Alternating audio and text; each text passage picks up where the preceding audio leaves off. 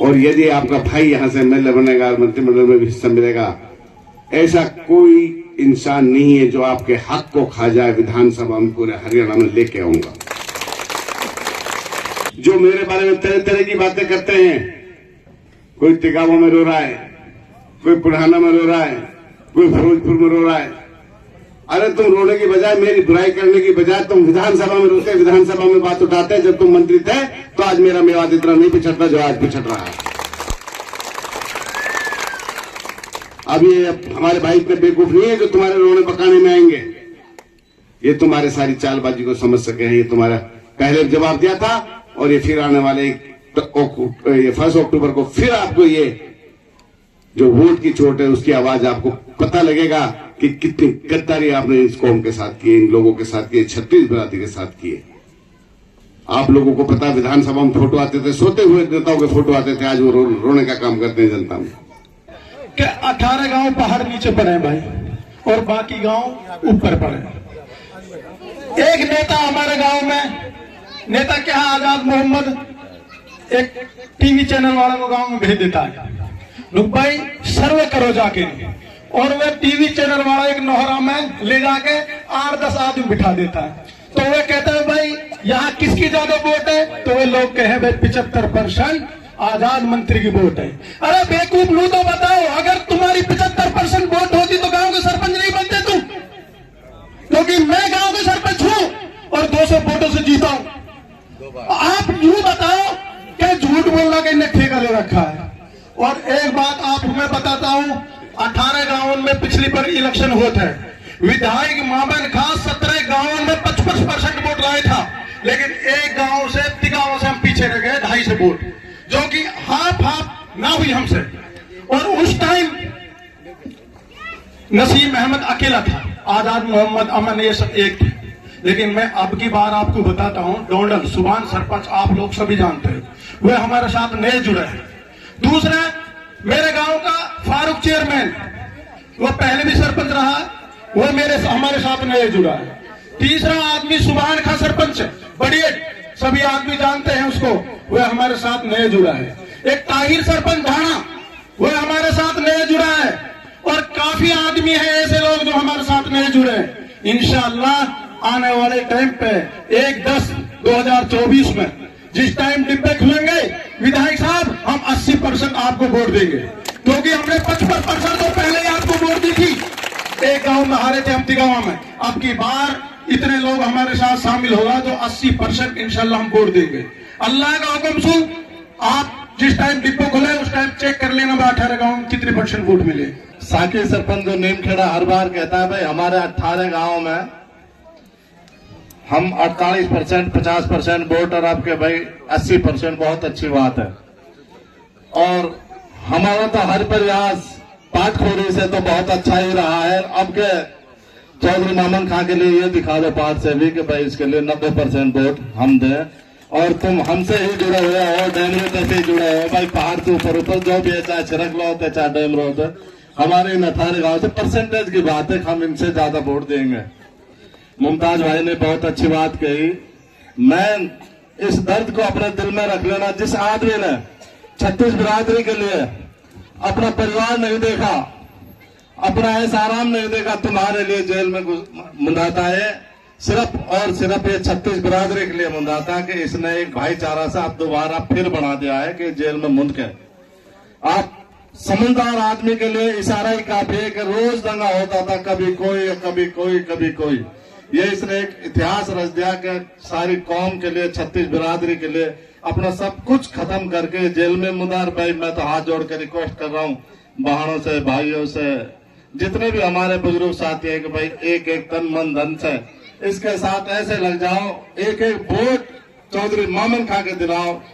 सम्मानित मंच, मेरे हमसफर साथियों, बुजुर्गों और दोस्तों, नौजवान साथियों, मेरे से पहले सारे वक्ताओं ने आपको सारी बातें अपने अंदाज में बता दी। 100 गांठ एक लपेटा। चुनाव का वक्त है, आपका ज्यादा वक्त नहीं लूंगा। आपसे हाथ जोड़ के गुजारिश करूंगा कि आप मेरी बात को ध्यान से सुने और उस पर विचार विमर्श करें। चुनाव का दौर 5 साल में एक बार आता है और इस चुनाव के नुमाइंदे अपने आप में साफ छवि और अहम शख्सियतें होती हैं। यही हाल हमारी विधानसभा का है। यहां भी बहुत से उम्मीदवार चुनाव मैदान में होंगे, जिनमें से लगभग आप लोगों ने सबको जाना भी है, पहचाना भी है, परखा भी है। हम जिसकी सपोर्ट में आज खड़े हैं, हम ही नहीं, पूरी मेवात खड़ी है, पूरा हिंदुस्तान खड़ा है। एक ऐसी साफ विचारधारा वाले इंसान के साथ हम खड़े हैं जिनका नाम विधायक मामन खान इंजीनियर है। साथियों, पिछले 20 साल से विधायक मामन खान जी फील्ड में कुछ करने के जज्बा से आप लोगों के बीच में हैं। उनका एक ही मकसद है और मकसद रहा है कि मैं सारे उम्मीदवारों से हटके अपनी आवाम का दिल जीतूं। मैं वो नाम, वो परचम किस तरीके से लहराऊं कि जिससे मेरा नाम हो जाए, मेरी आवाम का हर समस्या का समाधान हो जाए। बात ज्यादा लंबी नहीं करूंगा। पिछले 5 साल में उन्होंने हमसे वादा किए, हमने उनको जिताया, अच्छे मार्जिन से जिताया, जिस मार्जिन की चर्चा पूरे हिंदुस्तान में हुई। उस पर अपनी मेहनत के साथ उन्होंने हर पल आवाम के हिस्से को, आवाम की समस्याओं को मद्देनजर रखते हुए हर बात को विधानसभा में पहुंचाया। बात मेवात की नहीं है, मेवात सिर्फ मेवों का गढ़ नहीं है। मैं बता देना चाहता हूं सारी मीडिया को, मेवात में 36 बिरादरी रहती है। 36 बिरादरी से मिलकर मेवात बना है, ना कि मेवों से मिलकर मेवात बना है।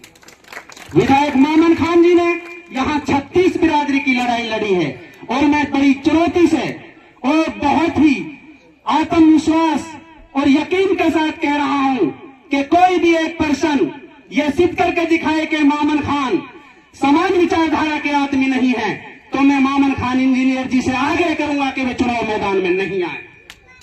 मामन खान एक साफ छवि के और समान विचारधारा के आदमी हैं। हम इस समान विचारधारा के आदमी होते हुए अगर हमको किसी एक विचारधारा से जोड़ा जाएगा, यह चीज हमसे बर्दाश्त नहीं होगी।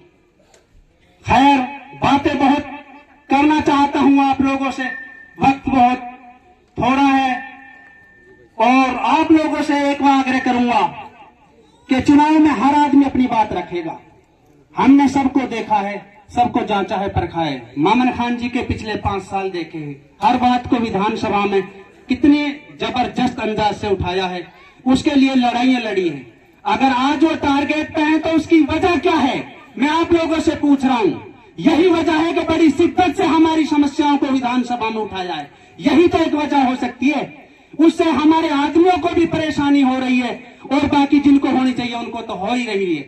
आप लोगों को देखना है, सोचना है, समझना है। ये लड़ाई चुनाव जीतने की नहीं है, ये लड़ाई मामन खान की और विरोधियों की नहीं है, ये हमारी अपनी लड़ाई है। हम वोटरों की लड़ाई है, हमारी समस्याओं की लड़ाई है, एक समान विचारधारा के खिलाफ जो बात हो रही है उसकी लड़ाई है। मेरे भाइयों, बहुत ही छोटी बात मैं आपसे कहना चाहता हूं।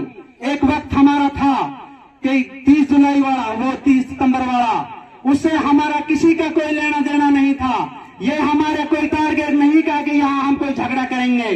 अगर हो तो कोई बताए। ये झगड़ा हुआ सुनियोजित तरीका से, विरोधियों की तरीका से हुआ। हमने परेशानियां देखी, हमने कितनी परेशानियां देखी, जबकि हमारा उनमें कोई हाथ नहीं था।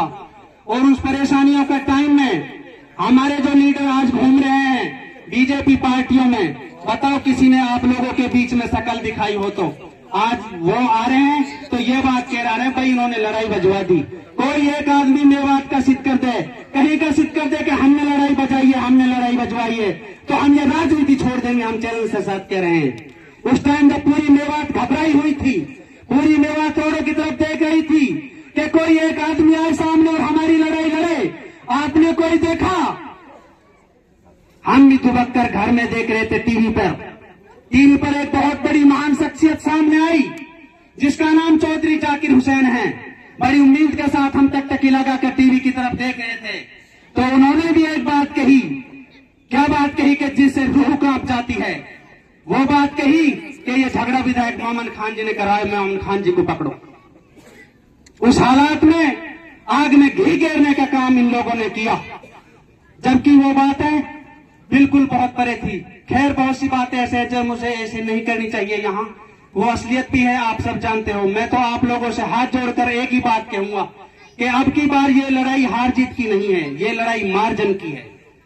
हमें कितनी वोटों से भाई साहब को मार्जन से जिताकर इस बात पर मोहर लगानी है कि हम लोग समान विचारधारा के लोग हैं। तो आप सब भाई हाथ खड़ा कर कर मुझे विश्वास दिलाइए, भाई साहब को विश्वास दिलाइए कि हम ये लड़ाई समान विचारधारा की लड़ाई ईमानदारी के साथ लड़ेंगे। उठाइए सारे हाथ भाई और विश्वास दिलाइए मोमन खान जी को। देखिए भाई मीडिया वालों, सारी मेवात भाई साहब के साथ है, सब विचारधारा समान विचारधारा के लोग भाई मोमन खान जी के साथ हैं। आप लोगों ने मेरी बात को बहुत ध्यान से सुना, बहुत बहुत शुक्रिया। अस्सलाम वालेकुम।